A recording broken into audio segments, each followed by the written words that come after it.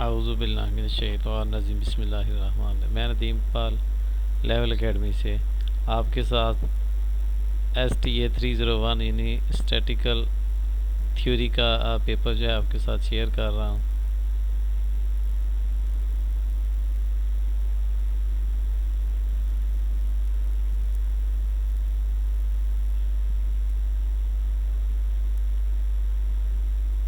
तो आपने देखना है कि इसके अंदर हम क्या कुछ देखेंगे। स्टैट 01 का पेपर आपके साथ में शेयर कर रहा हूँ। तो इस पेपर के अंदर ये जो करंट पेपर हैं, इस तरह के पेपर आते हैं स्टैट के, तो ये रैंडम पेपर है, रैंडमली आना होता है। किसी को पास पेपर से ज़्यादा आ जाता है, किसी को कम आ जाता है। और कौन कौन से टॉपिक अहम हैं, कहाँ से क्वेश्चन आ सकता है आपको, तो कौन से इंपॉर्टेंट टॉपिक हैं वहाँ हम हैंड आउट से भी डिस्कस करेंगे। आपके साथ पेपर भी शेयर करूँगा, इसका आंसर भी आपके साथ बताएंगे कि आपने इसका क्या आंसर लिखना था, ये क्या होता है। थोड़ा सा हम इसको सबको डिस्कस करेंगे। तो आप मुकम्मल अगर देखेंगे वीडियो तो आपको हर चीज़ का पता चल जाएगा, समझ आ जाएगी। कम्प्लीटली वॉच करनी है आपने वीडियो को, ताकि ये सारे पॉइंट्स जो हैं ये आपको अच्छी तरह समझ आ जाएं। तो अभी तक जब भी जो चैनल मेरे फर्स्ट टाइम अभी देख रहे हैं तो वो चैनल को जल्दी से सब्सक्राइब कर लें, ताकि इस तरह नेक्स्ट आने वाली हर वीडियो जो है आपको बेल आइकन को भी प्रेस कर लेना है। तो वॉच कंप्लीट आपने देखना है ताकि आपको मुकम्मल जो है हर चीज़ का पता चल जाए। तो जो STA है 641 उसको भी थोड़ा सा मैं एंड पे बताऊंगा कि उसमें क्वेश्चन आ रहे हैं एक दो, तो किस तरह आपने सॉल्व करने हैं। तो अभी हम फ़िलहाल जो है अगर टाइम हुआ तो उसका करेंगे, वरना उसके लिए अलहदा मैं वीडियो बनाऊँगा। तभी हम STA 301 को डिस्कस करते हैं। पहला पेपर हम उसके साथ है। तो जिस भी स्टूडेंट ने भाई ने किया है वो बता रहा है 6 to 7 from the pass paper. कोई कह रहा है 90% आएंगे, कोई कहेगा 50% आएंगे।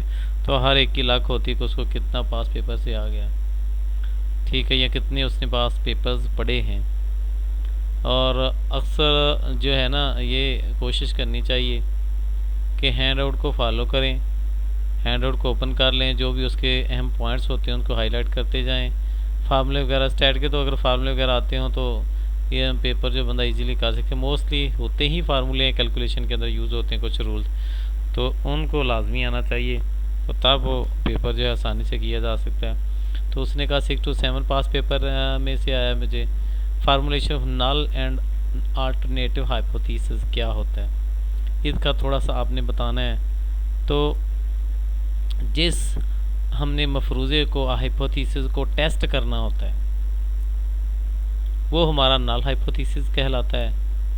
और जो उसके मुतबादल हम अल्टरनेटिव सपोज कर लेते हैं तो वो अल्टरनेटिव, और इसको हम अगर सिंबॉलिकली देखें तो जो नल हाइपोथेसिस होता है ये H0 से डिनोट किया जाता है। इसको अगर सिंपली आप अगर देखें तो ये इसके लिए हम H0 यूज़ करते हैं नल के लिए, और इसको पहले हम सपोज करते हैं। और दूसरा जो होता है अल्टरनेटिव उसके लिए हम H1 सिंबल यूज़ करते हैं। ये अल्टरनेटिव हाइपोथेसिस होता है। तो ये थोड़ा सा आपने जिसको हमने टेस्ट करना होता है, जिस वैल्यू को which value the value which is tested to verified is called null. हमने मीन को चेक करना है कि हमारा मीन जो है वो 10 के इक्वल है डेटा के अंदर। तो हम लिखेंगे म्यू, यहाँ पे लिख देंगे मीन इज इक्वल टू 10। तो उसके मुतबादल में लिखेंगे नॉट इक्वल टू 10, लेस भी हो सकता है ग्रेटर भी हो सकता है। तो उसका अल्टरनेटिव मुतबादल जो है वो मफरूज़ा फ़र्ज़ कर लेंगे। तो इस तरह हम दोनों को जो है अल्टरनेटिव यहाँ पे बिलफर्ज अगर हम कह देता हूँ कि मैंने जो ए को चेक करना है, वैल्यू ए को चेक करना है, तो अगर आप देखें यहाँ कॉलन हम इसके साथ यूज़ करते हैं। वैल्यू ए जो है ग्रेटर देन बी मैं चेक करना चाह रहा हूँ, ठीक है।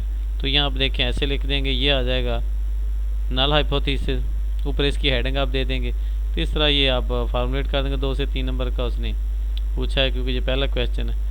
तो उसके बाद आप यहाँ पे आप लिख देंगे बिलफर्ज जो है, ये कॉलन लगाएंगे, H1 जो होगा उसके अल्टरनेटिव होगा।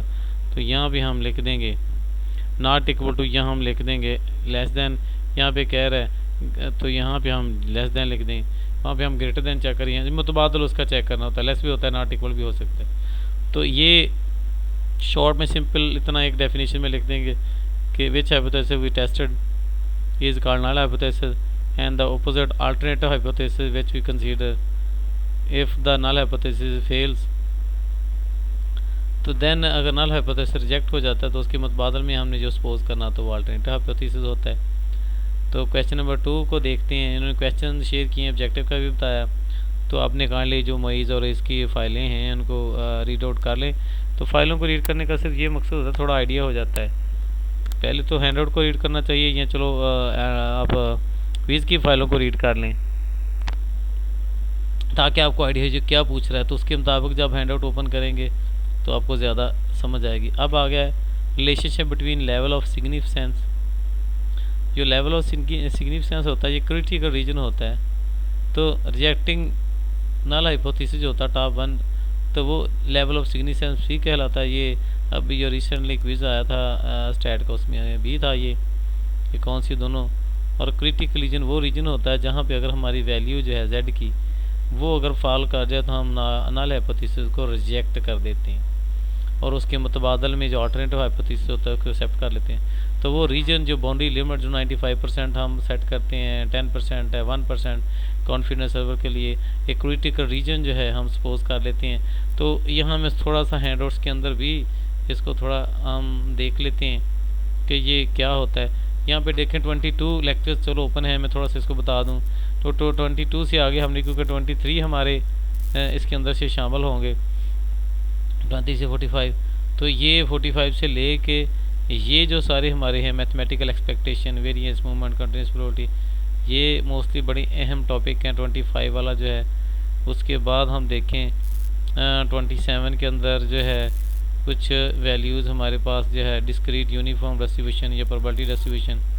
28 में ख़ास तौर पर ऑब्जेक्टिव बाइनोमियल डिस्ट्रीब्यूशन क्या होता है, हाइपरजियोमेट्रिक क्या होता है, हाइपरजियोमेट्रिक और पाइथन जो है वो डिस्ट्रीब्यूशन क्या होती है, इनकी वैल्यू और फार्मूले जो है ये बड़े अहम हैं। 28, 29 इनको अच्छी तरह से अपने पॉइंट्स को अभी हम देखेंगे। और ये सैम्पलिंग मीन क्या होता है, सैम्पलिंग डिस्ट्रीब्यूशन क्या है, फिर सैम्पलिंग प्रोपोर्शन हमने निकालना है, सैम्पल मीन का डिफरेंस निकालना है। ये शॉर्ट क्वेश्चन में आपको 2-3 मार्क्स का आ सकता है। ये पॉइंट एस्टिमेशन, टर्मल एस्टिमेशन का भी हमने ये क्वेश्चन के अंदर भी पूछा गया है। तो ये डेफिनेशन आ सकती हैं। कॉन्फिडेंस इंटरवल म्यू और म्यू वन इनका डिफरेंस 37 से, ये भी 2-3 मार्क्स का आ सकता है यहाँ पे क्वेश्चन के अंदर। तो ये हाइपोथेसिस या जेड टेस्ट बेस निकालना, हमने जेड की वैल्यू को निकालना, कॉन्फिडेंस इंटरवल या टी टेस्ट को ऑब्जर्व करना है, वैल्यू दी होती है हमने उसको हाइपोथेसिस को निकालना होता है। या पेयर पॉपुलेशन क्या होता है, एफ डिस्ट्रीब्यूशन में कुछ वैल्यू का पता होना चाहिए। एनालिसिस ऑफ वेरिएंस हमने कैसे अनुवा टेबल से फाइंड करना होता है, या एलएसडी बाज़ का इसकी वैल्यू दी होती है, तो ये का इसके डिस्ट्रीब्यूशन ये निकालना होता है। 45 ये लास्ट वाले इनमें से 5 क्वेश्चन का आ सकता है। तो यहाँ पे अगर हम अपने क्रिटिकल जो है वो रीजन को यहाँ पे चेक करें तो अभी देखें यहाँ पे एक्सेप्टेंस रीजन और क्रिटिकल रीजन, यहाँ पे आपको पता चल जाएगा कि हमने अपने जब नल हाइपोथेसिस को या रिलेशन को चेक करना होता है तो ये कुछ बाउंड्री लिमिट्स यहाँ पे देखें, इस तरफ भी और इधर भी हमने दोनों तरफ जो है, और इधर ये वाला जो सारे का सारा रीजन कहलाता है ये क्रिटिकल रीजन कहलाता है, जिसके अंदर वैल्यू अगर आ जाएगी हमारी कैलकुलेटेड तो देन हम उसको रिजेक्ट कर देंगे। और ये एक्सेप्टेंस रीजन है, ये अंदर वाला देखो यहाँ पे उन्होंने बताया ये क्रिटिकल रीजन है, ये भी क्रिटिकल रीजन है, ये एक्सेप्टेंस रीजन है। तो ये हम अक्सर अल्फ़ा की वैल्यू के साथ चेक करते हैं। 0.05, 0.01, 99 पे हम देखते हैं, 95 पे देखते हैं। तो इतने % पे हम चेक करते हैं कि हमारा जो है ये ट्रू नल हाइपोथेसिस जो है वो इनकरेक्ट है या रिजेक्ट है, कैसे इसका रिलेशन जो है वो हम acceptance region and rejection region test के अंदर होता है। तो ये हमारा क्रिटिकल रीजन की एक डायग्राम बनी हुई है, जिससे आपको थोड़ा सा आइडिया हो जाएगा कि ये क्या होता है। आगे वाले क्वेश्चन यही उसने हमें यहाँ पे देखें क्वेश्चन के अंदर हम गौर करें तो हमसे क्या पूछा था कि लेवल ऑफ सिग्निफिकेंस क्या होता है। तो रिजेक्ट करने का जो होता है रिलेशन इनका, कि हमने नल हाइपोथेसिस को रिजेक्ट करने की जो डिग्री है, ठीक है, और जिस रीजन के अंदर वो क्रिटिकल वैल्यू डिफाइन हो जाए तो ये level of significance critical reason कहलाता है।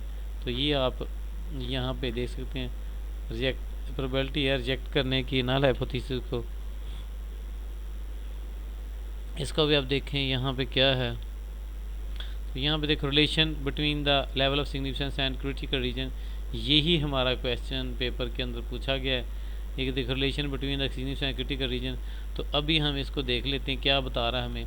The level of significance act as a base for determining the critical region. असल में लेवल ऑफ सिग्निफिकेंस हमें बेस प्रोवाइड करता है ताकि हम इसका क्रिटिकल रीजन जो है ये बेस इसकी बना सके इसको। फॉर एग्जाम्पल कहता है वही टेस्ट नल एच नॉट देखें, अभी क्वेश्चन भी आप आल्टरनेटिव हाइपोथेसिस क्या है, तो एच नॉट हमने कॉलन लिखा आगे टेस्ट कर रहे हैं म्यू इक्वल टू 45 कि हमारा, और हम दूसरा अगेंस्ट इसके ले रहे हैं H1 कॉलन म्यू 1। इस तरह कोई भी आप दो वैल्यू लिख देते तो आपका 2 मार्क्स का आ जाना था कि हमने कोई जनरल फर्जी वैल्यू म्यू इक्वल टू, तो ये आपका पिछले वाला क्वेश्चन भी सॉल्व हो रहा है यहाँ पे। तो H1 not equal to 45 test करना है हमने, कहता स्टैंडर्ड नॉर्मल Z की वैल्यू के साथ। लेवल ऑफ सिग्निफिकेंस इज़ 5%, 5% है, 5% हमारा क्रिटिकल रीजन है लेवल इसको रिजेक्ट करने का, कि अगर हमने इसको रिजेक्ट करना है तो इसकी Z की वैल्यू 5% पे आती है, प्लस माइनस हम देखें तो ये 1.96 है, करस्पॉन्डिंग टू लेवल ऑफ 5%। यानी अगर हमारी 5% लेवल ऑफ रिजेक्टिंग करने की है, उसको कितने परसेंट चांस है रिजेक्ट करने के, 95 जो है वो हमारे एक्सेप्ट करने के। तो ये Z की वैल्यू, तो इसके लिए कहता है देखिए यहाँ पे उसने Z की वैल्यू यहाँ पे मेंशन कर दी है कि पॉजिटिव है उसके राइट तरफ जो है, लेफ्ट तरफ और उसकी राइट तरफ उसकी नेगेटिव और पॉजिटिव, ये दोनों हमें वैल्यू बता रहा है। तो ये एक्सेप्टेंस रीजन है, ये क्रिटिकल रीजन है, और यहाँ पे 2.5% एक तरफ रिजेक्ट करने के हैं और पॉजिटिव तरफ भी 2.5 जो हमारे रिजेक्ट करने के चांस हैं। तो इस तरह ये लेवल ऑफ सिग्निफिकेंस उसको रिजेक्ट करने की वैल्यू और रिलेशन है, इसके अंदर क्रिटिकल रीजन हमें बेस प्रोवाइड कर देता है। लेवल ऑफ सिग्निफिकेंस कहता है act as a base for determine the critical region. तो लेवल ऑफ सिग्निफिकेंस है रिजेक्ट करने के चांस कि हमने नल हाइपोथेसिस को कितने परसेंट पे टेस्ट करें जिसके अंदर उसकी वैल्यू को रिजेक्ट किया जा सकते हो, ये इसका रिजेक्शन रीजन कहलाता है। यहाँ पे देखिए कई सारे उसने 1 टेल 2 टेल टेस्ट भी लिखे हुए हैं। 1 के लिए ग्रेटर है तो दूसरा अल्टरनेटिव जो है ये लेस भी लिया जा सकता है, ग्रेटर भी लिया जा सकता है। अगर हम कहते हैं mu 1 greater than mu naught है, दूसरा लेस दैन आ जाएगा। यहाँ वो कह रहा है mu is greater than mu naught और म्यू इज़ लेस दैन, तो H1 और H नॉट इसके मुतबादल इस तरह जो है ये लिए जा सकती हैं, वो या तो उससे ग्रेटर होगा या उससे लेस होगा।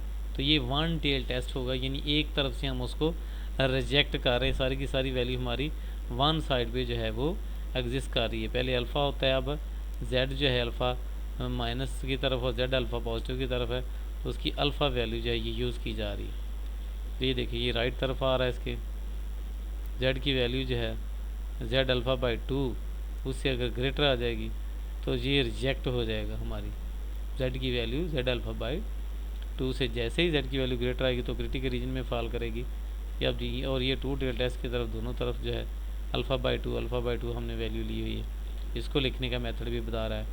नॉट इक्वल है तो H1 इक्वल है तो दूसरा नॉट इक्वल उसके अपोजिट आ जाएगा, वो लेस ग्रेटर भी हो सकता है। तो इस तरह ये पॉइंट हम, और अगर GH और HY की वैल्यू आपने कैसे फाइंड करनी है तो इसके लिए भी हमें हैंडआउट्स को फॉलो करना पड़ेगा। तो इसके लिए हम अगर देखें तो ये 23 लेक्चर जब हमारा स्टार्ट होता है तो वहाँ पे इसकी H की वैल्यू हमें यहाँ पे उसने टेबल्स भी दिया हुआ है, यहाँ हम गौर करते हैं कि उसने H की वैल्यू हमें फाइंड करने के लिए कहा है।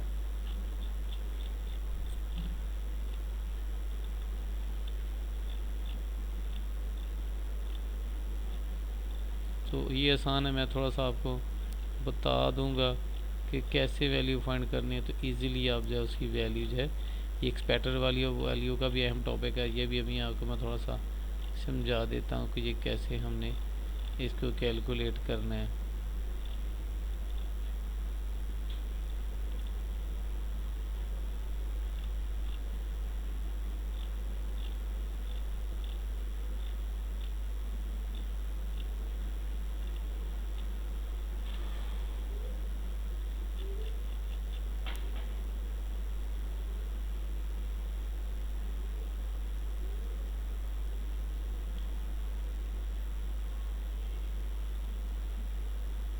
ये एच एक्स और जी एक्स की वैल्यू हमें बता रहा है फंक्शन के मुताबिक हमने इसको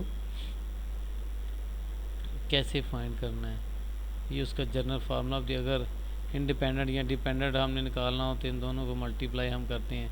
फंक्शन की वैल्यू अगर इसके बराबर आ जाए तो वो इंडिपेंडेंट, जैसे एग्जांपल है तो ये उसने यहाँ पे प्रोबेबिलिटी भी निकाली हुई है और उनको एंड पे सॉल्व भी किया हुआ है फंक्शन के अंदर वैल्यू पुट करके। तो यहाँ पे अगर गौर करें टेबल्स के अंदर, तो हमारी प्रोबेबिलिटी अगर हम फंक्शन के अंदर वैल्यू को पुट करते हैं,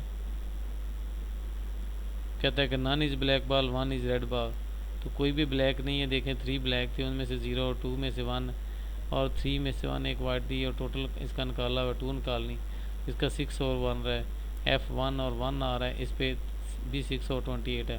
तो ये सारी 6 और 28 वाई की वैल्यू एक्स को वाई के साथ ले रहे हैं, फिर 1 के साथ, 2 के साथ, 3 के साथ। तो इस तरह जॉइंट प्रोबेबिलिटी डिस्ट्रीब्यूशन का एक टेबल जो है ये क्रिएट हो गया है, जिसकी एक्स के साथ वैल्यू जो है एच ऑफ वाई आ रहा है, ये वाई को सम किया जा रहा है यहाँ पे, और इसके साथ जो है जी ऑफ एच आ रहा है, एक्स की वैल्यू को सम किया जा रहा है।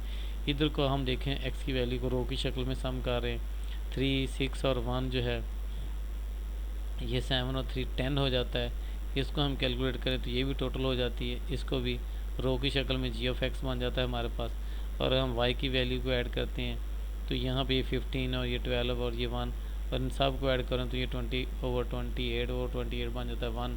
वो सम ऑफ प्रोबेबिलिटी डिस्ट्रीब्यूशन जो है वो 1 के इक्वल होता है। तो इस तरह जॉइंट प्रोबेबिलिटी पहले तो हमने इसकी वैल्यू को पुटिंग करना होता है, जो हमें फंक्शन ये फार्मूला गिवन होता है, ये हमारे पास फार्मूला था, इसमें वैल्यू पुटिंग कर लेते कितनी बॉल्स है वो ड्रॉ की गई। तो ये उसने हमें दिया था सिंपल, हमने एक टेबल जो है ये क्रिएट करना था। तो उसके बाद हम नेक्स्ट क्वेश्चन को पहले डिस्कस कर लें, फिर मैं आपको जो है ये थोड़ा थोड़ा लाइट जो है मैं बता देता हूँ कि हमने कौन कौन से क्वेश्चन जो है वो करने हैं। तो यहाँ पे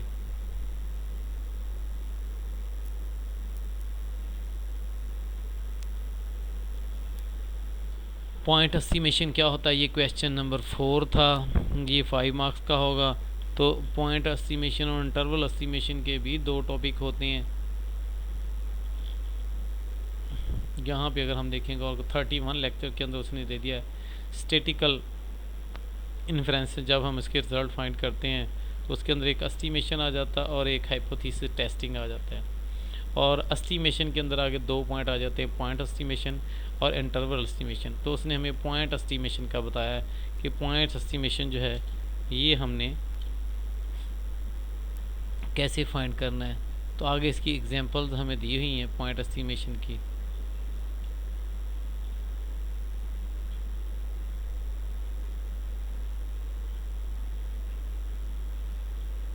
इसको मज़ीद आगे जो है ये सैम्पलिंग डिस्ट्रीब्यूशन आ जाती है, हम कैसे सैम्पल वैल्यू के लेते हैं और उनमें से मीन म्यू निकालना होता है, हमने सिग्मा स्केयर निकालना होता है। सिग्मा स्केल के बाद हमने फिर उसकी वैल्यू का टेबल बनाना है, फिर उसको सैम्पल्ड की फॉर्म में हमने लिखना होता है, सैम्पल मीन की डिस्ट्रीब्यूशन की फॉर्म में। ये बड़े इंपॉर्टेंट टॉपिक हैं, ये अभी बता दूँ। ये फार्मूले के अंदर इस तरह की ये चीज़ें आ जाती, क्वेश्चन आ जाता है सॉल्व करने के लिए, वैल्यू दी होती है, हमने इसको प्रूव करना होता है। इसको भी हम देखते हैं और उसके बाद वैल्यू फाइंड करनी थी, ये उसने कहा मुझे पता नहीं, जेड की वैल्यू फाइंड करनी थी, ये भी मैं बताऊंगा कि जेड की वैल्यू जो है ये कैसे फाइंड करते हैं। ये टेबल से भी थोड़ा सा हम देख लेते हैं।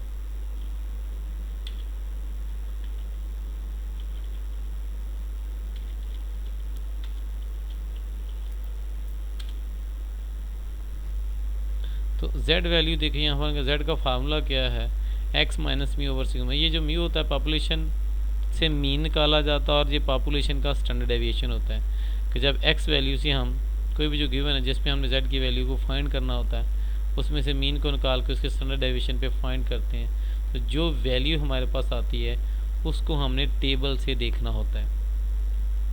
उसके बाद हमने क्या देखना होता है, उसको टेबल की वैल्यू से देखना होता है कि कितनी हमारी जो वैल्यू है इसके अंदर जो एग्जिस्ट कर रही है, कितनी वैल्यू जो है लाई कर रही है। जैसे z की वैल्यू कह रहा है 53 है, तो इसकी वैल्यू बता रहा है कि अगर हमारे पास z है 2.53 इज़ तो 0.2019 है, तो इसकी वैल्यू मैं बता रहा, अगर z की वैल्यू 0.52 है तो हमारे पास ये जो है 0.1985 की इक्वल आ जाएगा। तो अभी हम टेबल्स, उसने हमें z की वैल्यू के लिए यहाँ पे एक टेबल ऊपर दिया हुआ है, उसको हम देखते हैं। अभी आपके सामने एक टेबल आया था, तो मैं टेबल से आपको जो है ना इसकी वैल्यू वो फाइंड करना बता देता हूँ कि कैसे हमने इसको फाइंड करना है।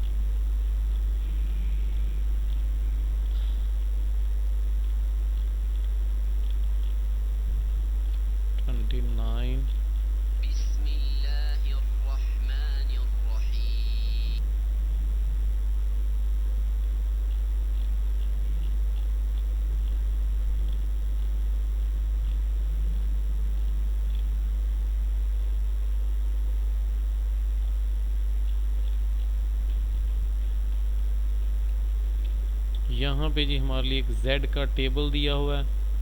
अपनी z की वैल्यू के अंदर हमने फाइंड करना, तो जो भी इस फार्मूले में वैल्यू पुट करते हैं x माइनस म्यू और सिग्मा के अंदर, ठीक है। तो ये नॉर्मल पेयर पे देखें, जो म्यू अगर कहते हैं एफ एक्स तो z इज 0 1 आ जाए। इन अदर वर्ड हम कहते स्टैंडर्डाइज फार्मूला इसका क्या है, क्या वो नॉर्मल डिस्ट्रीब्यूशन होता, कहता है कि one whose mean is 0 and standard deviation 1। अगर नॉर्मल डिस्ट्रीब्यूशन हो तो उसका मीन 0 होता है और स्टैंडर्ड डेविएशन उसका 1 कहलाता है। मीन 0 इसका रहता है 1 इधर होता है, 1 इसकी वैल्यू इस साइड पे होती है। तो इसकी वैल्यू को अगर कैलकुलेट करें, यहाँ पे देखो उसने कैलकुलेट किया है तो -2.5 अगर इसकी वैल्यू अगर आई है, अगर हमने इसको 1 पे हमने इसको चेक करना था तो हमें म्यू की वैल्यू भी दी हुई थी, कितनी थी, तो ये जब -2.5 आई है तो उसने इसको देखा है, तो आपके सामने इसकी वैल्यू जो है वो शो करेगा कि 2.5 जो है ये कितनी वैल्यू बनती है। तो ऊपर टेबल में जाएं तो यहाँ पे हम देखेंगे 2, ठीक है, और 0.5 की पहली वैल्यू देख लें, या अब यहाँ पे कह सकते हैं कि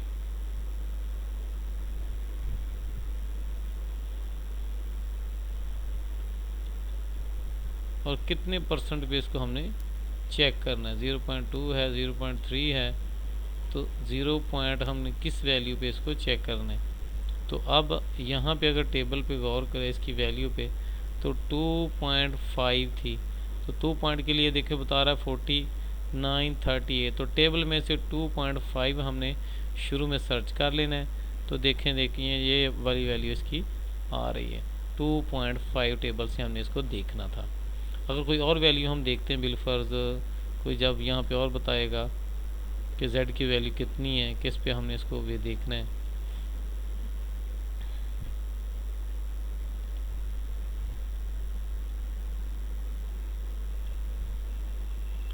यहाँ पे हमारे पास z की वैल्यू वो और दे रहा है 2% पे, 3 पे, 5 पे, सब डिफरेंट परसेंटेजेस करके देख रहा है। तो यहाँ पे अगर हमारे पास z की वैल्यू जो है 0.52 है, तो ये हम अगर इसको देखें 0.52, टेबल पे हम जाएंगे 0.52 जी जनाब 0.5 और इधर से हम देखेंगे 2, यहाँ पे 0 पॉइंट यहाँ से देख लिया और उसके बाद आगे 52 था, तो 0.2 देखेंगे तो 5 यहाँ पे आ जाएगा, 2 और 5 हमने उधर से देख लिया, 2 यहाँ पे आ गया, तो देख 19.1985 और यहाँ से हम जाके देखें जो हमारी वैल्यू थी। तो ऐसे हमने इसको z को म्यू पे डिवाइड करना है। देखें 1985 जी, तो ये 85 यही हमारी वैल्यू थी। तो अगर हम z की वैल्यू को 2.53 पे देखें तो ये 2019 वैल्यू आती है। 2.53 को अगर देखा जाए टेबल से तो ये भी पूछा गया था 2.53, ये 5 है और 3 2.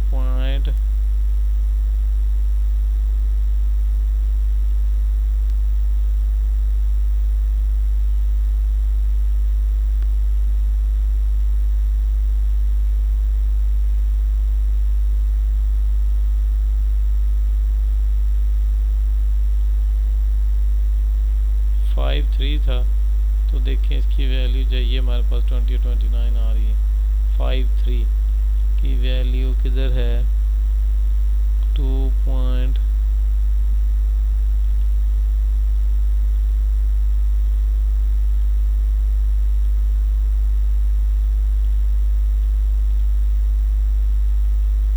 2.52 की थी,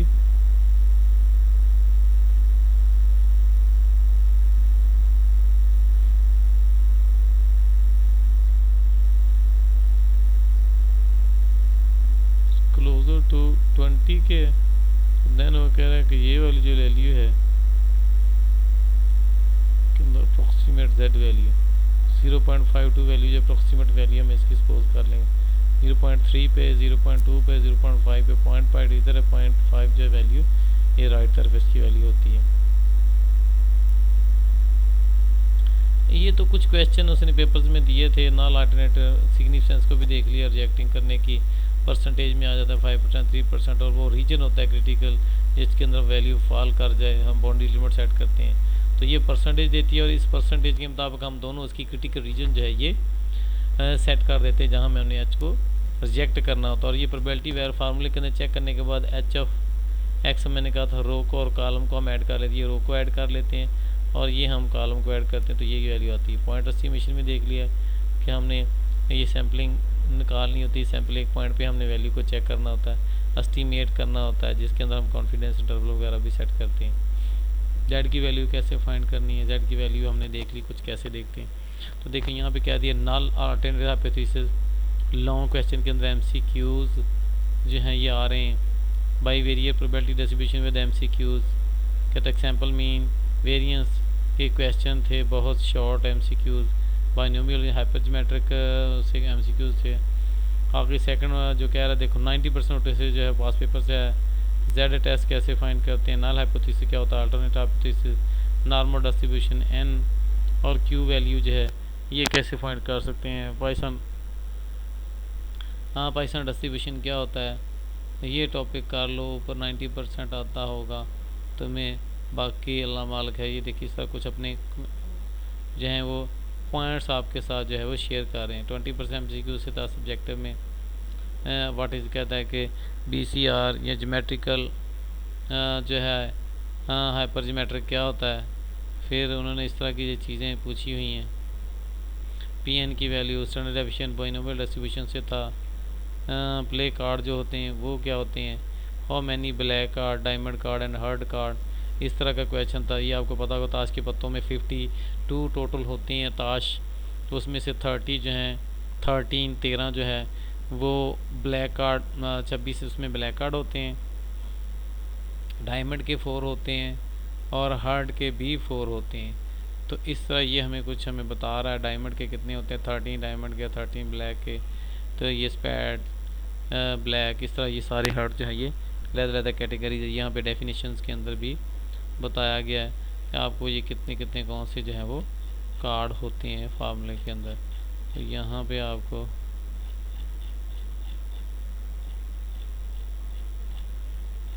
डेफिनेशन के अंदर जो है ना ये बताई हुई है बात। यहाँ पे देखिए जी डायमंड 13 टोटल 52 डायमंड के 13 डायमंड के होते हैं, 13 हार्ड के होते हैं, 13 क्लब के होते हैं और 13 जो है ये स्पैड्स के होते हैं। 4 क्वींस होती हैं उसके अंदर, 4 जैक होते हैं, 4 किंग होते हैं और 4 जोकर्स होते हैं।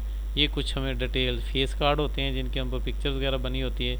ये कुछ हर्ट कार्ड होते हैं, क्लब स्पैड, ये टोटल उसने हमें फिगर्स बताई हुई, बाकी नंबर्स वाले कार्ड होते हैं। तो ये इसकी कुछ होती है। इस तरह कह रहा है कुछ मुझे क्वेश्चन कंटिन्यूस रैंडम वेरिएबल क्या होता है, तो ये कुछ मिला चलो उन्होंने हमें बता दिया है। ये कुछ को 20% आ रहा है पास पेपर से, पता नहीं आपने उसने कितना पढ़ा है, लेकिन जो लेटेस्ट क्विज़ आया था इसको ज़रूर आप देख लें। उनमें से आपको क्योंकि 10 नंबर का क्विज़ था तो हो सकता है कि 7-8 उसी में से रिपीट हो जाएं। उनको अगर आपको फ़ाइल मिल जाए तो वहाँ से जो है उसको अच्छी तरह से देख लें। अब मैं आपको जो है ना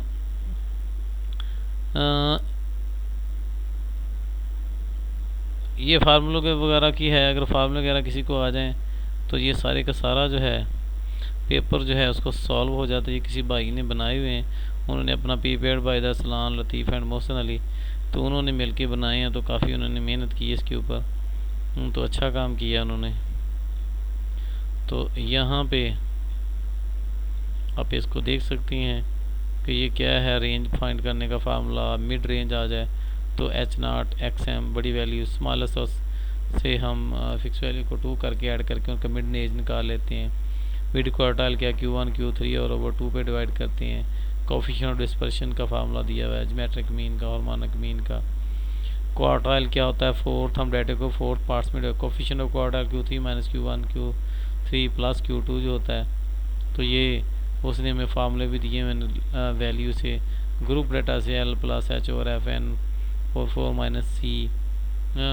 कोफिशिएंट ऑफ स्क्यूनेस हम कैसे निकालते हैं, mean minus mode over standard deviation है। पियर्सन कोफिशिएंट ऑफ स्क्यूनेस का फार्मूला, स्क्यूनेस का ब्योली कोफिशिएंट होगी भाई, ये ब्योली का फार्मूला है, और ये पियर्सन का कोफिशिएंट का फार्मूला है। कर्टोसस क्वार्टर डेविएशन से हम P90 से माइनस P10 करते हैं परसेंटाइल को, तो हमारे पास कर्टोसस का फार्मूला आ जाता है। मूवमेंट्स, तो मूवमेंट्स उसने दिए हुए अनग्रुप डेटा के लिए x minus x bar over n, xi minus x bar का स्केयर ओवर 2, M3 जो है ये 3 पावर आ जाएगी, M4 पावर आ जाएगी। बीटा 1 बीटा 2 की रेशो कुछ दी हुई है B1 B2 की, तो M3 जो है ये हमारे पास अभी जो मूवमेंट्स आए थे, तो 3 मूवमेंट का स्केयर लेके M2 मूवमेंट के क्यूब पे डिवाइड करें, तो बीटा 1 और B2 की वैल्यू के M4 मूवमेंट से M2 का स्केयर लेके डिवाइड करें, तो इक्वेशन ऑफ स्ट्रेट लाइन जो होती है y = प्लस bx है। स्टैंडर्ड एरर ऑफ एस्टीमेट हमने फाइंड करना होता है, summation y square minus a into summation y minus b into summation x y over n minus 2। Normal equations हमें ये दी हुई हैं, ये कोरिलेशन फाइंड करने का फार्मूला है। ये दो तरह के फार्मूले हैं, पियर्सन कोफिशिएंट फार्मूला है और ये सिंपल फार्मूला हमें दिया हुआ है जर्नल। तो ये लीनियर कोरिलेशन कोफिशिएंट फाइंड करने का, regression line y on x x on y, उसका फार्मूला दिया हुआ है। तो ये कुछ हमें कम्बिनेशन फाइंड करने का है, n combination r a n b r, ये बाइनोमियल थ्योरम का फार्मूला दिया हुआ है n कम्बिनेशन r। और ये कुछ लाज लिखे, ये तो ऑलरेडी आपको आते हैं, इतना कुछ देखने की ज़रूरत नहीं है। प्रोबेबिलिटी जो है म्यूचुअली एक्सक्लूसिव इवेंट की दी हुई है। असल में जो आने हैं क्वेश्चन, यहाँ पे फार्मूले दिए हैं 23 से 45 तक।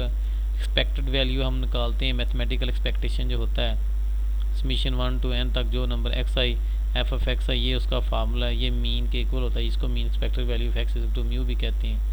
तो expected value of x is called the x कहता है यहाँ पे mean of x and usually denoted by the mu, इसको डिनोट करते हैं। और अगर एक्सपेक्टेड वैल्यू किसी को, ये इस तरह का ऑब्जेक्टिव आपको लाजमी यहाँ पे दे देता है। एक्सपेक्टेड वैल्यू जो होता है वो a, इस पर अगर अप्लाई करें तो कांस्टेंट जो है वो बाहर इसके लेंगे कॉमन, और आगे जो है कांस्टेंट वैल्यू ऐसे एज इट इज़ रह जाएगी। और म्यू पॉपुलेशन मीन के ऊपर जो है x माइनस म्यू का स्केयर के साथ हम करें, तो expected value of x square minus expected value of whole का जो है वो स्केयर आ जाता है, इसके इक्वल होता है पॉपुलेशन म्यू। और शॉर्टकट फार्मूला वेरिएंस का, मैथमेटिकल एक्सपेक्टेशन का, एक्सपेक्टेड वैल्यू ऑफ x का स्केयर इसके अंदर यहाँ पे आएगी, थोड़ा सी मिसिंग है, और x होल का स्केयर आ जाएगा, इसके इक्वल होती है। ये फार्मूला उसी का लिखा हुआ है। उसके बाद ये देखें बीटा 1 बीटा 2 स्क्यूनेस की प्रोबेबिलिटी, म्यू 3 का स्केयर लेके म्यू 2 के क्यूब पे डिवाइड करें। और जो कर्टोसस होता है दूसरा, स्क्यूनेस हमें बीटा 1 से पता चलता है, डिस्ट्रीब्यूशन का B1 0 होता है। इस तरह का ऑब्जेक्टिव आपको लाजमी पेपर में पूछा जाएगा। कर्टोसस जो है ये 3 होता है, बीटा 2 जो होता है, ये बीटा 2 के लिए यहाँ भी बीटा 1 लिखा है, यहाँ भी बीटा 1 कंपोजिंग में एरर है, ये बीटा 2 है। Expected value x P of x होता है प्रोबेबिलिटी के बराबर। म्यू जो होता है, अगर हमारे पास दो पैरामीटर्स दिए हों a प्लस बी ओवर 2 के इक्वल होता है, म्यू का एक्सपेक्टेड वैल्यू ऑफ एक्स, ये summation x f of x भी कह देते हैं। तो ये म्यू एक्स होता है, ये सैम्पल वैल्यू का होता है। तो ये सैम्पल के लिए अगर mean of the sample distribution, तो mu x bar equal to mu sample का म्यू और जो पॉपुलेशन का म्यू, ये आपस में इक्वल होते हैं। वेरिएंस निकालने के सैम्पल ऑफ एक्स का square p of x minus summation whole का स्केयर, ये जो पावर साथ नीचे 2 दिया ये पावर में आ जाएगा, इसी तरह ये भी पावर में होगा सारा। उसके बाद हम यहाँ पे देखें तो सैंपल विद रिप्लेसमेंट का फार्मूला भी दिया हुआ, विद आउट के लिए भी आपने, कि अगर हमने सैंपल का वेरिएंस में स्टैंडर्ड डेविएशन निकालना है तो sigma over N under root, n sample का साइज़ है कितना आपने लिया और ये म्यू की वैल्यू, तो इस पर अगर डिवाइड करें तो हमारे पास जो है ये स्टैंडर्ड डेविएशन है सैंपल का। और अगर विदाउट रिप्लेसमेंट हमारा सैंपल है तो उसके लिए हम क्या करते हैं, sigma over N under root n capital n minus small n, यानी टोटल नंबर आपके कितने थे और कितना आपने सैंपल साइज़ लिया है, तो इस वजह से सैंपल साइज में एन मान माइनस करेंगे तो ये फाइनल पॉपुलेशन करेक्शन फैक्टर भी FPC भी कहलाता है, ये जो साथ हम मल्टीप्लाई कर रहे हैं इतना विदाउट रिप्लेसमेंट के लिए।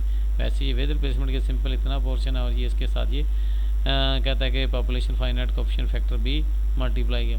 तो ये बाइनोमियल डिस्ट्रीब्यूशन का ये fine combination x PXQ n-1, तो ये उसका फंक्शन का फॉर्म डिस्ट्रीब्यूशन, इसको फंक्शन भी हम कह देते हैं। जॉइंट प्रोबेबिलिटी डिस्ट्रीब्यूशन जिसका हमने HX और HY f(x,y) कहलाता है, यानी x और y दो वेरिएबल के लिहाज से।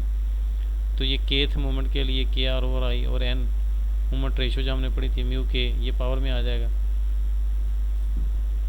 उस कैबीज थ्योरम जो होता है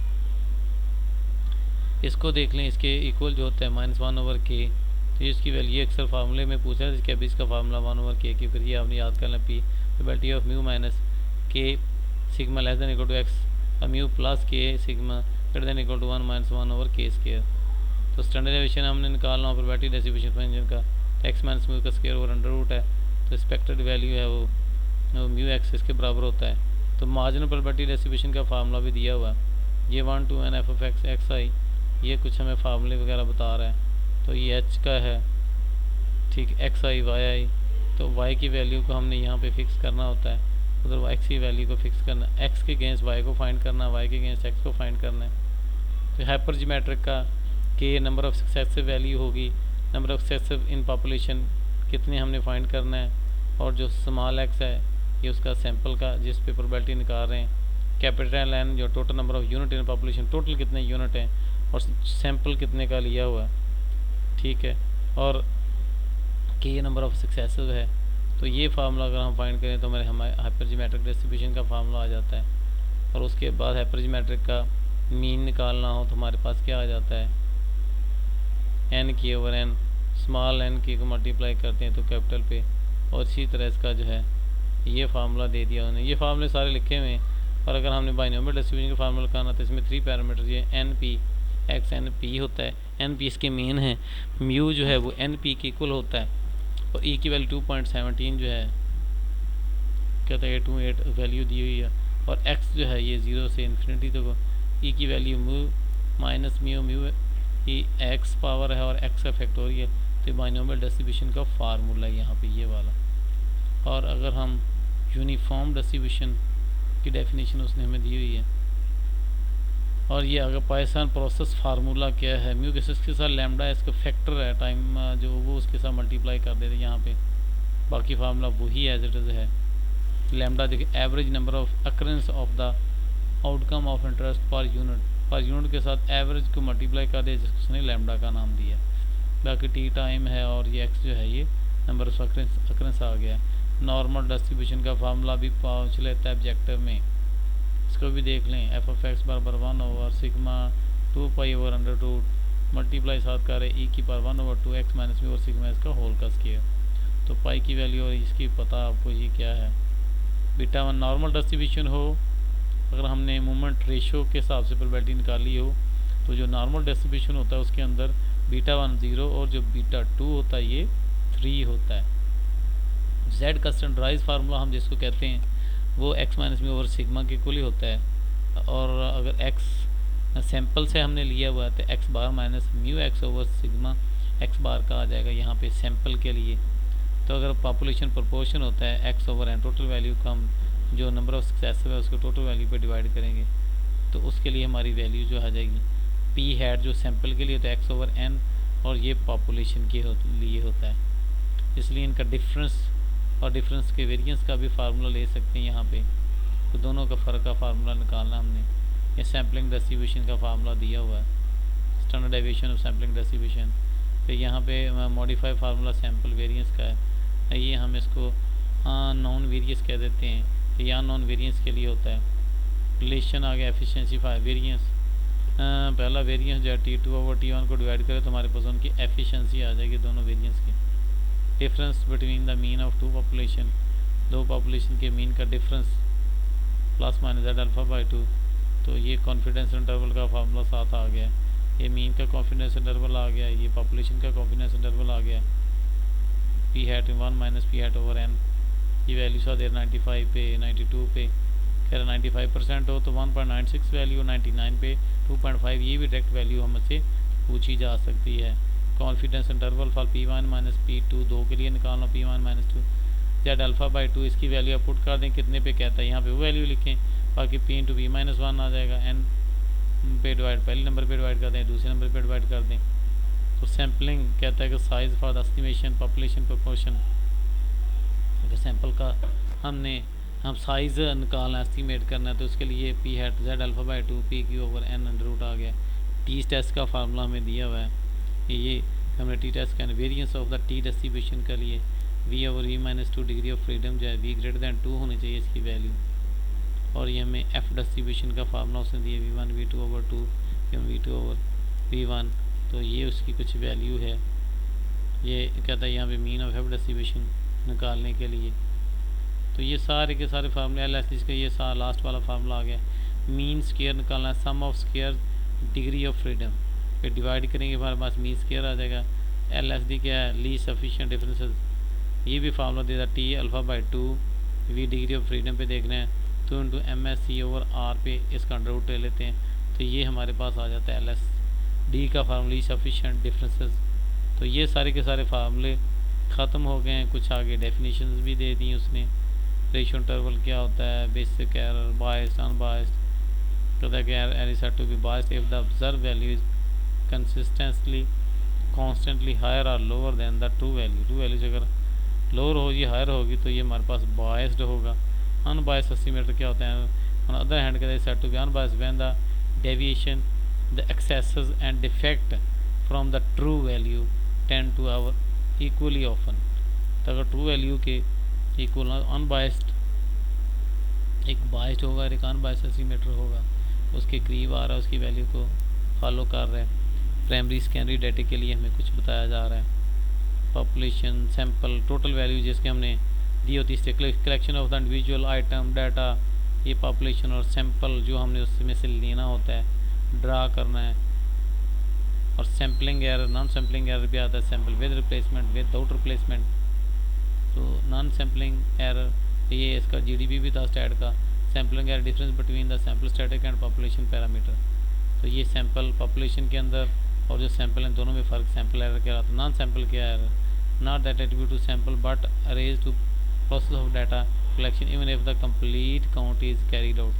जब मुकम्मल काउंट नहीं होता उसमें कुछ वैल्यू मिसिंग हो जाती है। ये नॉन सैम्पलिंग एरर होती है। सैंपल विद रिप्लेसमेंट है, जिसमें हम ड्रा करने के बाद वापस फिर वैल्यू उसमें फेंक देते हैं, नई वैल्यू ले लेते हैं। और सैंपल विद रिप्लेसमेंट है, जो चीज़ हम एक दफ़ा ड्रा करते हैं उसको वापस सैंपल में नहीं दिया जाता।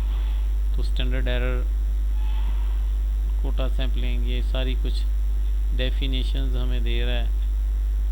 ये भी कुछ इतनी ज़्यादा तो नहीं पूछी जाती है इससे, डेफिनेशंस वगैरह ज़्यादातर जो फार्मूले वगैरह जो हैं ये कि थ्योरम शॉर्ट फॉर्म में पूछ लेता है।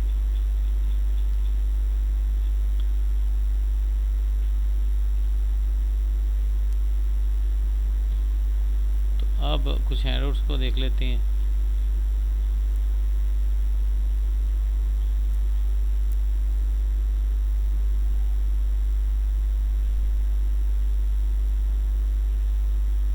ये ख़ास इसके से टॉपिक हम देख लेते हैं कि जो इसके देखने वाले हैं।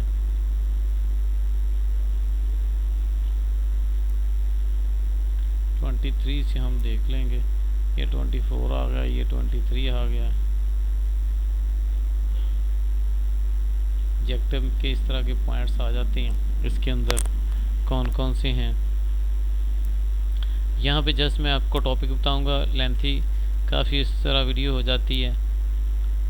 ये 23 से हम इसको स्टार्ट कर लेते हैं, ख़ास पॉइंट हम देखते जाते हैं। तो पहला क्वेश्चन आ गया, डिस्ट्रीब्यूशन फंक्शन क्या होता है, जिसमें हम प्रोबेबिलिटी निकालते हैं और उसको फंक्शन के परफॉर्म में लिख देते हैं। जैसे उसने किया यहाँ पे 3 जो है वो कॉइन टॉस किए और उसके सैंपल हमारे पास जो है वो सैम्पल स्पेस ये लिखा सारा एच एच टी है, हेड टेल आ जाएगा, टेल हेड आएगा, उसके चांसेस 8 लिख दिए टोटल उसने।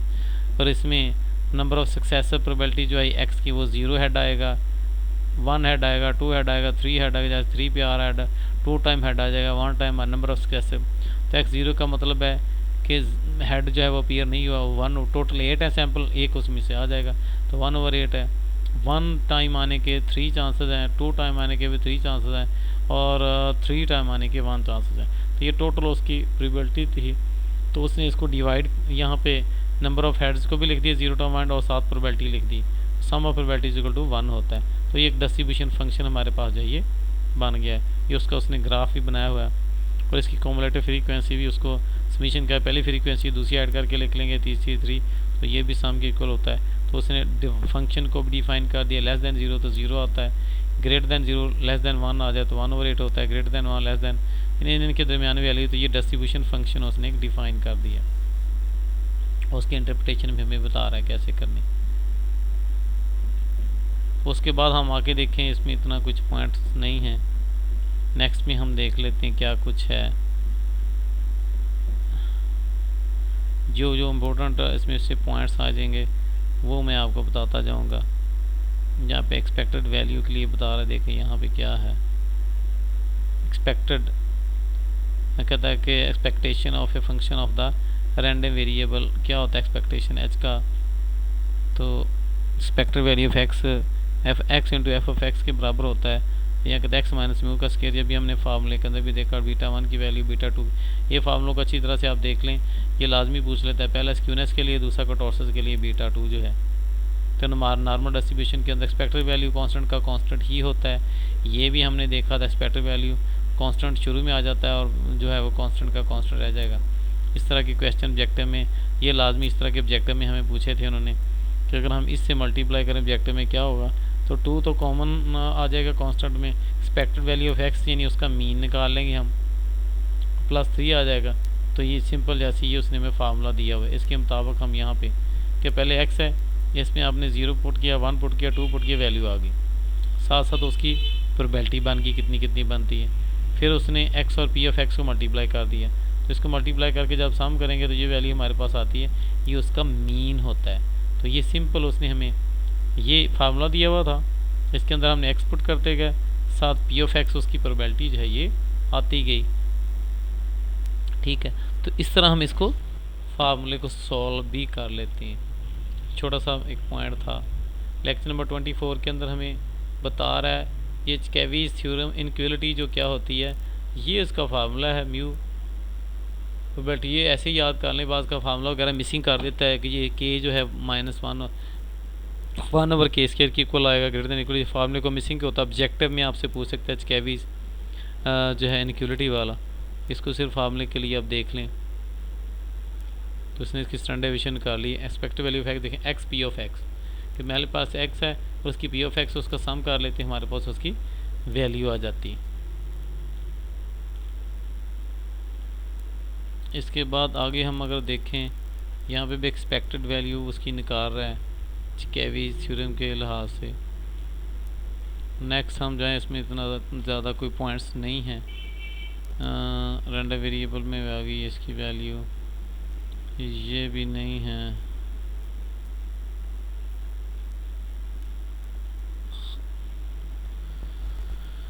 मैथमेटिकल एक्सपेक्टेशन, हमने कुछ फंक्शन दिया हुआ है, इसको हमने वैल्यू फंक्शन के अंदर वैल्यू पुटिंग करनी है।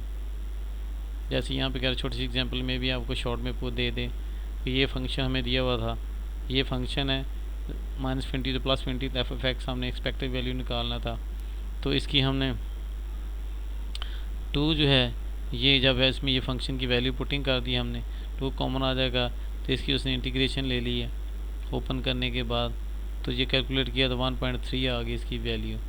तो उसने कहा था find expected value of random variable x having the probability distribution function. इसका ये प्रोबेबिलिटी डिस्ट्रीब्यूशन फंक्शन दिया हुआ था, ठीक है, एक्स 0 से ग्रेटर लेस हो तो ये फंक्शन था, अगर 0 आ जाए तो कोई भी इसकी वैल्यू नहीं थी, उसके मुताबिक उसने हमें इसको कैलकुलेट कर दिया।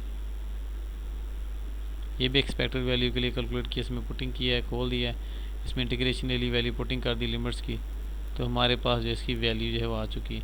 ये एक्सपेक्टेड वैल्यू का हमें बता रहा है कि स्पेशल केस में क्या होता है कि ये कॉमन एक्सपेक्टेड वैल्यू आ जाता है। अगर बी की वैल्यू 0 आ जाए तो सिंपल ये ऐसे रह जाएगा।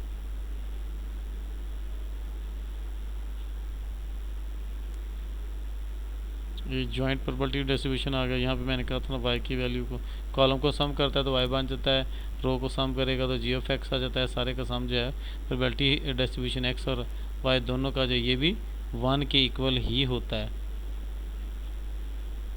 मैं सिर्फ लाइट सी इसमें चीज़ें बता रहा हूँ। 26 लेक्चर्स है, इसमें भी जॉइंट प्रोबेबिलिटी डिस्ट्रीब्यूशन दी हुई है।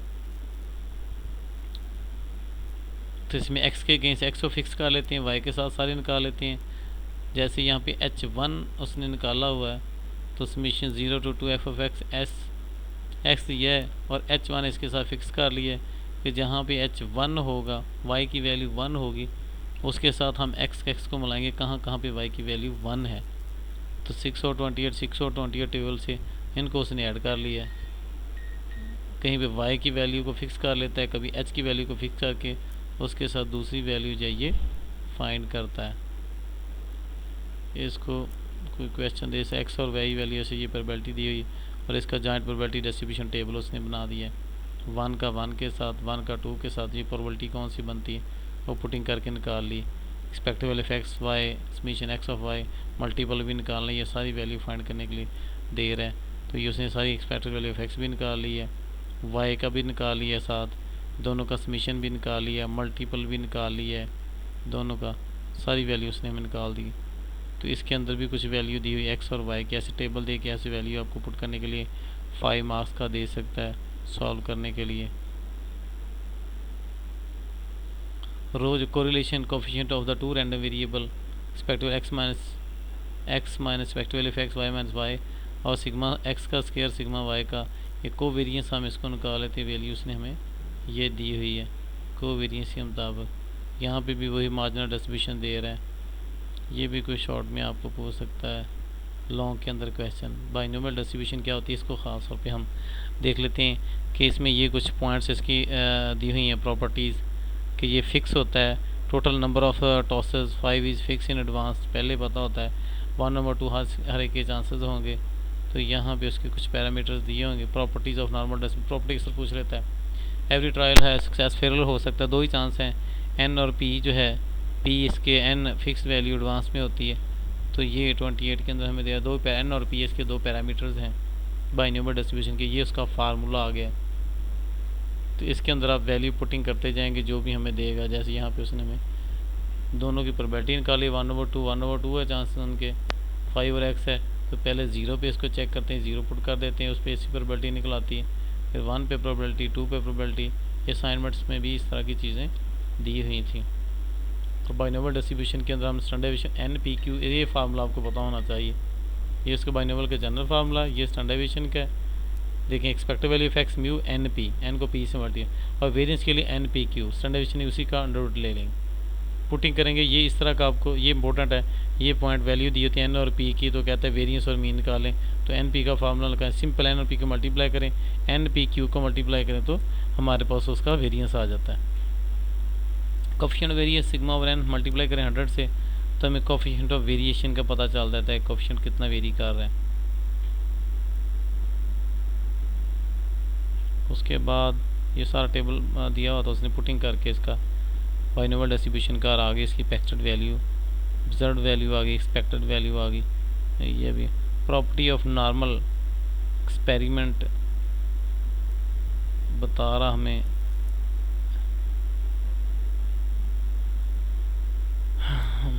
ये हाइपरजीमेट्रिक का फार्मूला आ गया जी, प्रॉपर्टी ऑफ हाइपरजीमेट्रिक एक्सपेरिमेंट।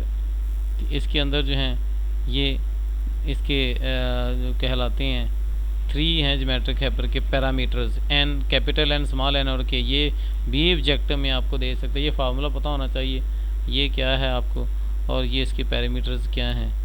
विद और विद रिप्लेसमेंट में हमने देख लिया है, 29 लेक्चर्स को देख लें।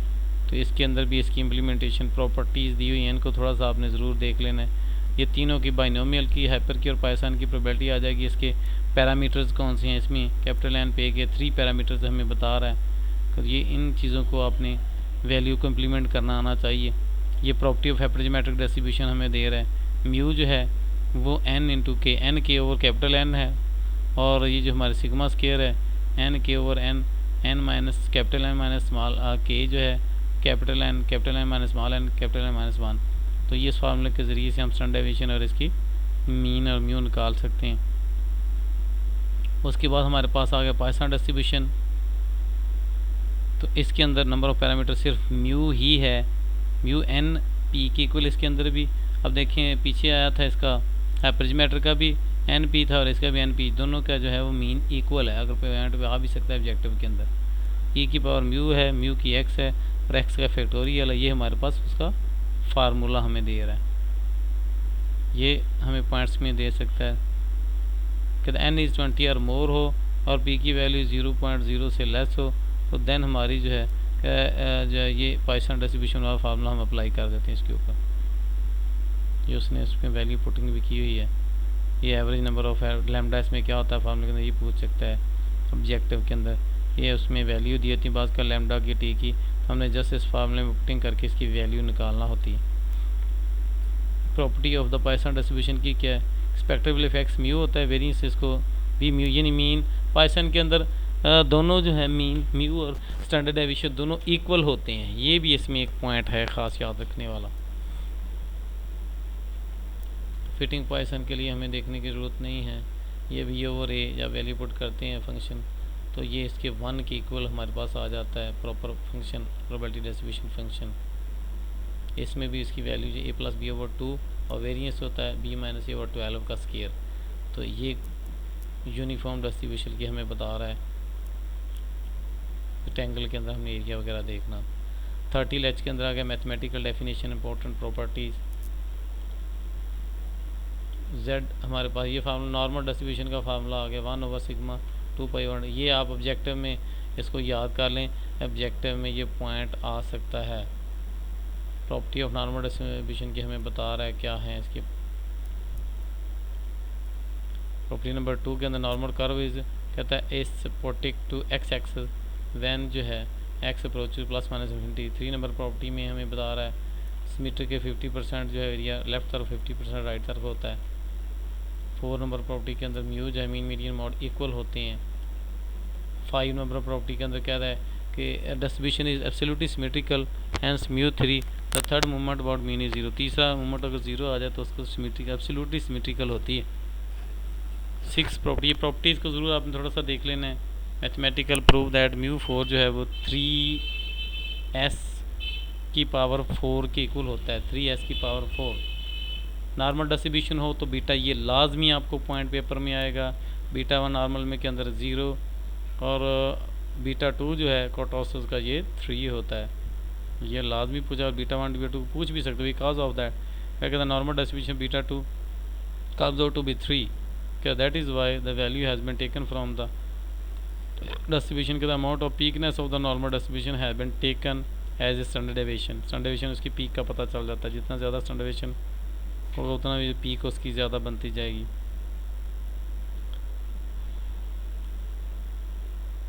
टू के साथ देखें पीक थोड़ी सी फ्लैट ज़्यादा हो गया उसका, 3 के साथ बिल्कुल ज़्यादा उसने क्राइटेरिया इसका बना लिया।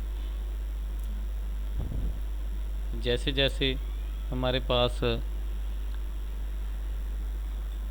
म्यू की वैल्यू बढ़ती जाएगी उतना उतना ज़्यादा ये फ्लैट होता जाएगा। स्टैंडर्ड नॉर्मल डिस्ट्रीब्यूशन, ये z की वैल्यू ये हमने ऑलरेडी पहले डिस्कस किया है। z की वैल्यू कैसे निकालते हैं, z95 पे z2 पे, ये 2-3 वैल्यू का आपको पता होना चाहिए नॉर्मल डिस्ट्रीब्यूशन के लिए। तो उसके बाद ये 31 के अंदर आता है स्टैटिस्टिकल इन्फ्रेंसेस, जब हम निकालते हैं डिफरेंस एस्टिमेशन और टेस्टिंग आप पॉइंट और इंटरवल एस्टिमेशन आ जाता है। सैम्पलिंग जो है the second point important concept of sampling distribution can be based for both estimation hypothesis testing. जो सेकंड हमारा पॉइंट है सैम्पलिंग डिस्ट्रीब्यूशन विद और विदाउट रिप्लेसमेंट, दो तरह की सैम्पलिंग होती है। विद के अंदर ये capital and total population, small and जो इतने सैंपल ड्रा करते हैं, जैसे 1 2 3 4 4 अब यहाँ बता रहा है, तो उसने इसको म्यू भी निकाला है expectable x summation x f of x 2 के बराबर और इसके अंदर वैल्यू पुट कर दी। ये उसकी प्रोबेबिलिटी हमें दी हुई थी।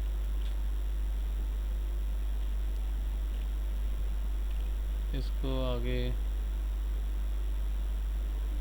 ये mean and variance of the sampling distribution हमें बता दिए कि सैंपल अगर दिए हुए हैं हमारे पास डिफरेंट सैंपल है, सैंपल का पहले मीन निकाला है, फिर देखा कौन कौन सा मीन उसकी वैल्यू आई, उसका हमने लिख दिया है, उसकी आगे प्रोबेबिलिटी लिख दी है, एक्स को फिर एफ प्रोबेबिलिटी को मल्टीप्लाई कर उसका स्केल ले लिया है। इसको सम करेंगे तो हमारे पास मीन आ जाएगा 52/2, और जब इसको और इसको लिखेंगे स्केयर की फॉर्म में तो हमारे पास स्टैंडर्ड डेविएशन आ जाएगा।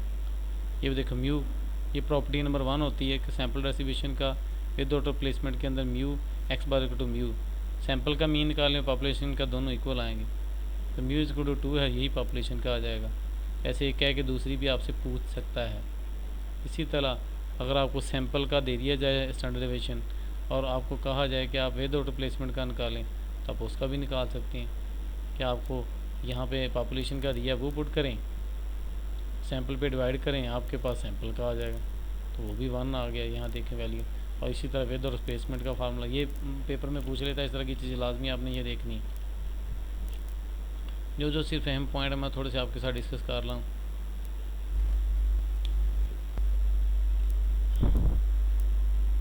जेड, ये देख जेड की वैल्यू बता रहा है, Z is greater than equal to 1.21, table से जाके देखेंगे तो आपके पास इसकी वैल्यू आ जाएगी जेड की। तो उसके मुताबिक हमने इसको देखना है कि क्रिटिकल रीजन में फॉल कर रही है या नहीं कर रही। यहाँ पे पहला 1.21 इज 0.3869, देखना है कि 0.38 में लाई करेगी। पॉपुलेशन प्रोपोर्शन के लिए सैंपल का निकालें x/n और पॉपुलेशन का निकालें तो ये होता है। अगर हम इसको चेक करें म्यू p बराबर पी के होता है, इसकी प्रॉपर्टी जो होती है, और जो वेरिएंस इसका होता है वो p/n इंटू विद स्पेसमेंट के लिए n minus capital n minus small n, ये वाला फार्मूला जो है ये आप इसका लाजमी देख लीजिए। सैंपल सारे लिए हुए हैं, सैंपल को ड्रा किया हुआ है, इतना तो का नहीं आएगा, फार्मूला वगैरह बात का दे देता है कि ये प्रोपोर्शन का निकाल लें। जस्ट आपको फार्मूला आता हो तो कोई प्रॉब्लम नहीं है।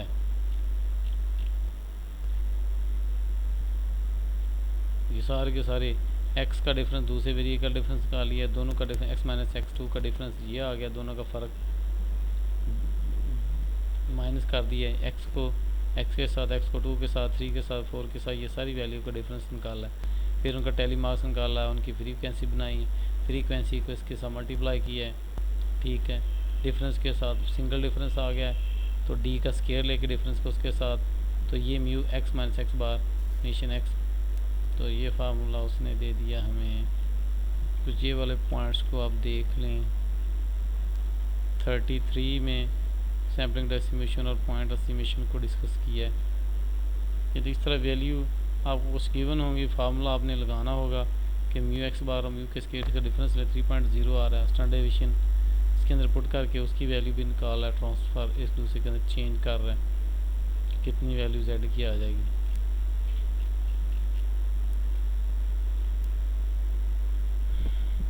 बायसनेस और अनबायसनेस, कंसिस्टेंसी, एफिशिएंसी, ये 2-3 पॉइंट्स हमें यहाँ पे बता रहा है। ये पॉइंट एस्टिमेटर कहते हैं define on the define to be unbiased if the stats जो हैं use as estimator and its expected value is equal to the true value. अगर हमारी एक्सपेक्टेड वैल्यू ट्रू वैल्यू के इक्वल आ जाए तो कहता है the population parameter is estimator.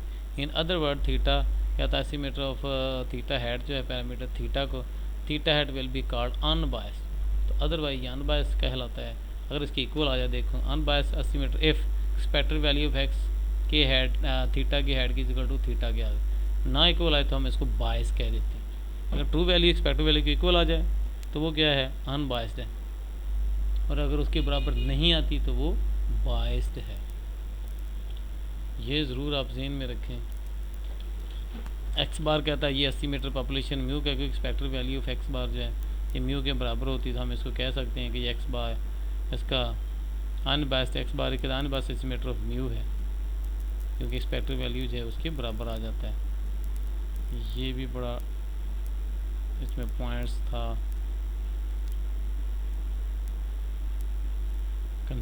कहता consistence estimate of the parameter theta if an arbitrary small positive quantity e से, कि अगर हम इसको हम ये फार्मूला कंसिस्टेंसी के लिए चेक करें, limits and tends to infinity probability of theta at minus theta, इसको मॉडुलस हम कहाँ लेते हैं, absolute less than equal to किसी भी आर्बिट्रेरी वैल्यू ई से, तो कहते इक्वल टू 1, तो उस वक्त हम इसको कहेंगे ये कंसिस्टेंस है बस एस्टिमेटर। यहाँ पे कह रहा था यहाँ पे standardize decrease with increase in the sample size, ये भी प्रूव जैसे जैसे स्टैंडर्ड डेविएशन स्टैंडर्ड एरर जो decrease when increase in sample size, जैसे जैसे हम बढ़ाते जाएंगे तो इसी तरह हमारी स्टैंडर्ड एरर जो है ये कम होती जाएगी। सैम्पलिंग डिस्ट्रीब्यूशन T2 एफिशिएंसी निकालने के लिए वेरिएंस 2 को T1 पे डिवाइड करें, ये भी ऑब्जेक्टिव में पॉइंट आपको पूछा जा सकता है। मोमेंट्स की वैल्यू उसने हमें यहाँ पे दे दी है, म्यू किसकी इक्वल होता है, पैरामीटर्स की value method of least square आ गया, कब ये उसने इसको इंट्रोड्यूस करवाया था, ये इक्वेशंस को बाइनोमियल डिस्ट्रीब्यूशन इसके अंदर आ गई है। अब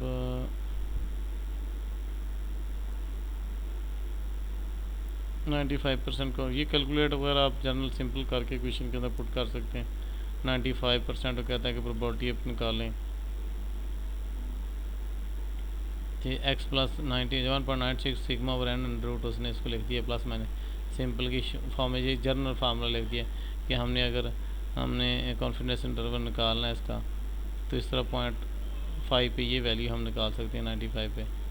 कॉन्फिडेंस इंटरवल म्यू का कह दिया है, और μ1 या μ2 का कॉन्फिडेंस इंटरवल 2 का निकालना हो, सिंगल का निकालना हो, सिंगल निकालना z alpha by 2 minus plus में आ जाता है सिग्मा और एन अंडर रूट, या सिग्मा और एन अंडर रूट, ये इस फॉर्म में हमने लिखा। सिग्मा की और एन की वैल्यू पुट करें, जितने % पे चेक करना है, तो x में से एक दफ़ा x बार में से प्लस कर दें माइनस जनरस का, तो ये हमारे पास फार्मूला आ गया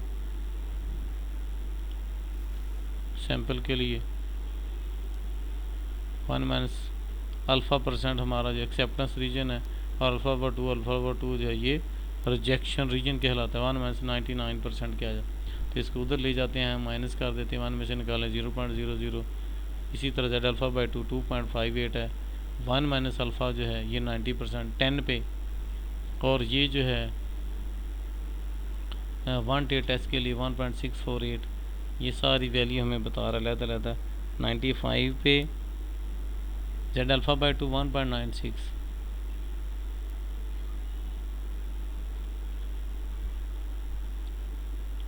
कॉन्फिडेंस इंटरवल म्यू निकालना है, कहते हैं यहाँ पे एन इनफिनिट पॉपुलेशन के लिए, तो यहाँ पे z अल्फ़ा जब हमारे पास n की वैल्यू बड़ी लार्ज होगी तो उस वक्त हमारा कॉन्फिडेंस इंटरवल जो होगा कहता है कि ये z अल्फ़ा बाई 2 s और n का अंडर रूट हम कर देंगे, तो ये सैम्पल स्टैंडर्ड डेविएशन हमारे पास कहलाता है, इसको हम यूज़ कर लेंगे वैल्यू को।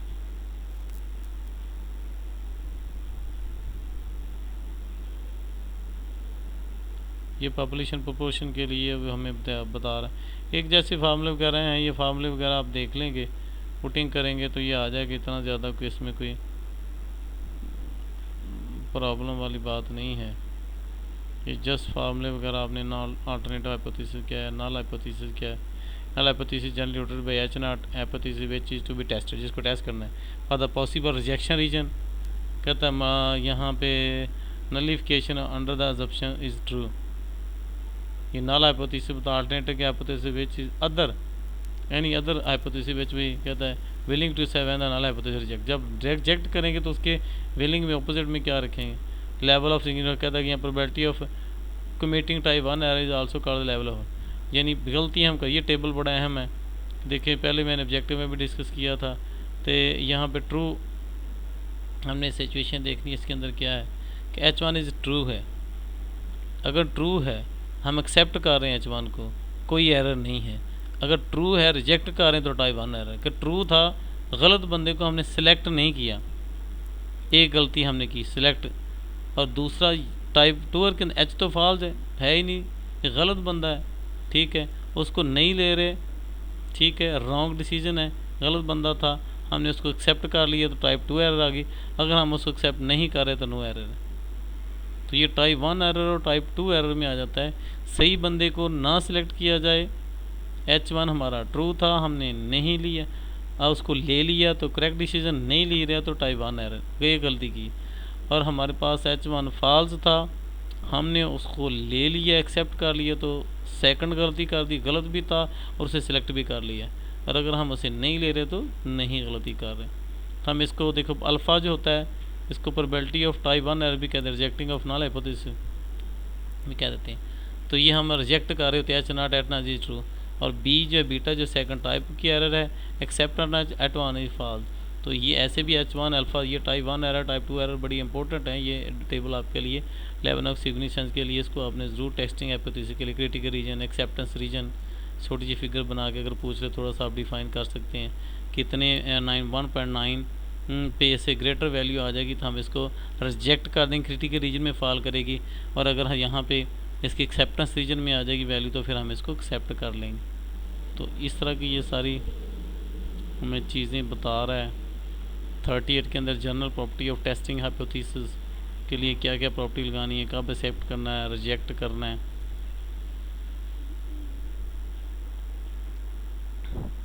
ये इतना ज़्यादा Z अल्फ़ा बाई 2, देखो यहाँ पे इसकी वैल्यू Z की निकाल रही, तो उसके लिए वो सारे टेस्ट उसके ले रहा है, कंक्लूजन दे रहा है, यहाँ पे निकाल रहा है। यहाँ पे एक सिंपल एक एग्जांपल का हम देख लेते हैं कि वैल्यू थी मीन सैंपल का, हमने देखना है वेरिएंस का भी दिया फैक्ट्री A और फैक्ट्री B का। तो H1 है कि μ1 इज़ लेस दैन μ2, डिफरेंस दोनों का लेस दैन 0 है। तो दूसरे पे हम ग्रेटर कह रहे हैं, तो वन साइडेड हमारा टेस्ट हो रहा है, या ग्रेटर या लेस। लेवल 5% सिग्निफिकेंस से हमने चेक करना है। ये लेवल ऑफ रिजेक्ट करने का ये Z की वैल्यू हमने x माइनस एक्स बार माइनस म्यू और s माइनस 1 का स्केयर, s माइनस एन 2 का स्केयर, इसके अंदर वैल्यू पुटिंग कर दी 1.9 आ गई। इसको टेबल से हमने एट चेक किया, ये कैलकुलेटर जो वैल्यू हमारे पास आ गई। फिर हमने क्या क्रिटिकल रीजन इसका निकाला, 0.05 पे 5% था तो 95 आ जाएगा। 95 1 में से निकाले। वन टेल के लिए हम देखो 90 जो 5% होता है 1.65, तो ये हमारी वैल्यू है। और कैलकुलेटर वैल्यू 1.99, तो 1.9 है तो जो क्रिटिकल रीजन में फॉल करके कहता था 1.9 इज़ ग्रेटर देन 1. तो जो वैल्यू हमने ये निकाल ली है क्रिटिकल रीजन की उससे ग्रेटर, तो hence the H0 should be rejected in the favour of HA the sample evidence has, कहता है यहाँ पे द बिलीफ, यहाँ पे the worker of factory B। Next consider the case reject करता है बी वाले वर्कर जो है ज़्यादा है, हमने H1 को सपोर्ट कर दिया, क्रिटिकल रीजन के अंदर आ गई। इसी तरह ये सिंपल टेस्टिंग है। इस तरह का क्वेश्चन आपको 5 मार्क्स का दे सकता है कि कब आपने रिजेक्ट करना है, कब आपने इसको एक्सेप्ट करना है।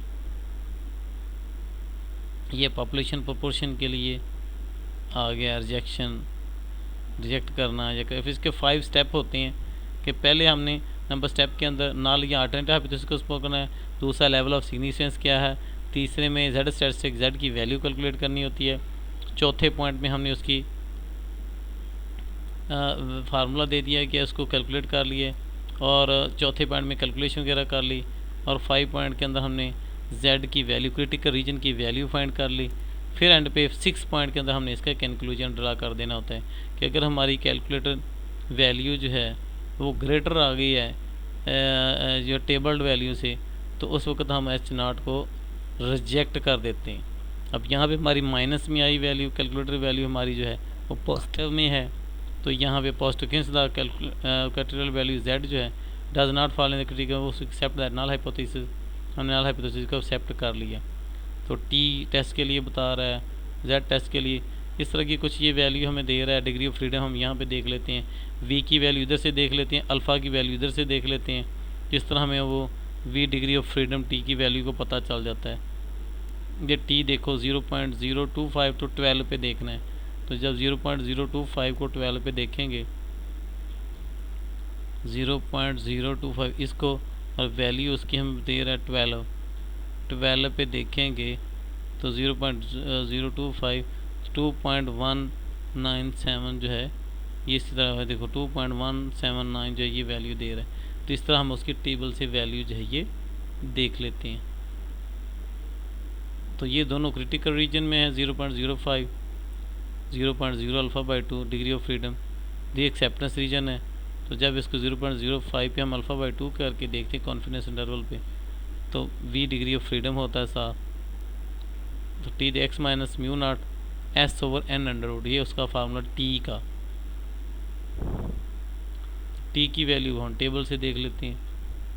ये देखिए यहाँ पे टी 0.05, 9 डिग्री ऑफ फ्रीडम पे देखा, 9 पे जाके पहले ये देखा और फिर ये देखा, तो टी की वैल्यू पता चल गया। ये एक्सेप्टेंस रीजन है, ये रिजेक्शन रीजन है। अगर इसमें वैल्यू ग्रेटर कर जाएगी इस वैल्यू से तो रिजेक्ट हो जाएगा। तो ये सारी इस तरह के टी टेस्ट, जेड टेस्ट, ये कुछ टेस्ट ही होते हैं।